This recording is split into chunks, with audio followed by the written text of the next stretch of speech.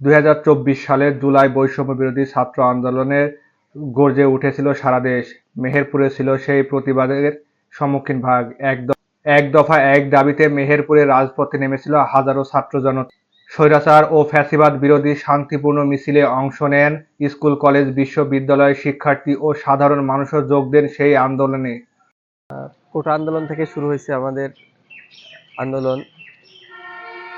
এর মাঝে কোটা আন্দোলন এক পর্যায়ে যেতে যেতে ফ্যাসিস্ট সরকার আমাদেরকে যখন রাজাকার আখ্যা দিয়ে আমাদেরকে ব্লেম দিয়ে আহত করা শুরু করলো, অনেক জায়গায় আমার ভাইদেরকে নিহত করা শুরু করলো, তখন সারা বাংলাদেশের ন্যায় আমাদের মেহেরপুর জেলাতেও আমরা কিছু সংখ্যক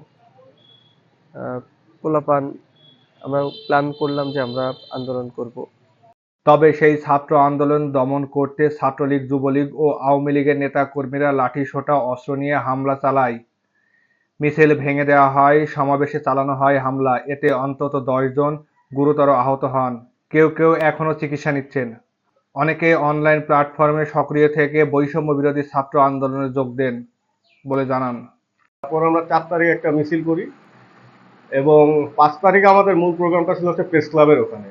তো প্রেস ক্লাবে আমরা 10:30টার দিকে আমাদের প্রোগ্রাম ছিল। তারপরে আমি 5 তারিখে 10:30টার দিকে বের হই। তো প্রেস ক্লাবের কাছাকাছি যাওয়ার সময় পুলিশ আমাকে ফিরিয়ে দেয়।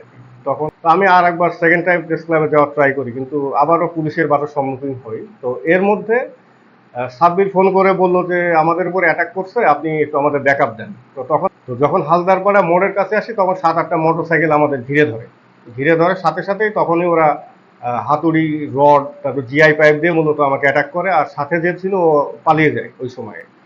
তো ওই অবস্থায় আমাকে মারতে মারতে আর কি হালদারপাড়া মোড়ে নিয়ে আসে তারা। 15-16টা অলরেডি বাড়িটা পুরা বডির প্রত্যেকটা জায়গাতেই, হাত পা মাথা সব জায়গাতেই।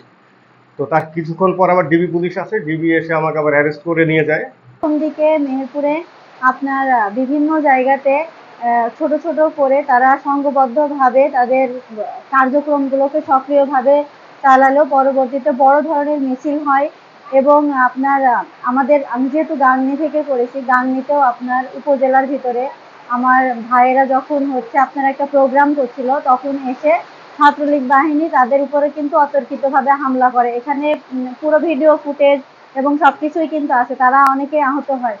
আবার আমাদের আরেকটা মোমবাতি প্রজ্বলন হয়েছিল, যেটা আপনার গাংনী বাজারে সন্ধ্যার পরে, সেখানেও কিন্তু তারা অনেক প্রতিবন্ধকতা সৃষ্টি হয়েছিল।